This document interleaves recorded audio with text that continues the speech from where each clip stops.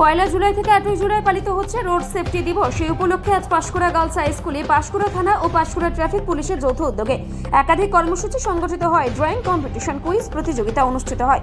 এদিন কুইজ প্রতিযোগিতাটি সঞ্চালনা করেন দীপ সুন্দর দিন্ডা। এই কর্মসূচিতে উপস্থিত ছিলেন পাঁশকুড়া থানার IC Samar De, Panskura traffic OC Sushanta Dhara, Panskura traffic ASI Manik Bera, Panskura থানার SI Amir Khan, Marshal Murmu, Panskura girls high স্কুলের ভারপ্রাপ্ত প্রধান শিক্ষিকা রীতা খুটিয়া সহ পাঁশকুড়া থানা ও ট্রাফিক পুলিশের একাধিক কর্মী সহ পাঁশকুড়া গার্লস হাই স্কুলের ছাত্রীরা।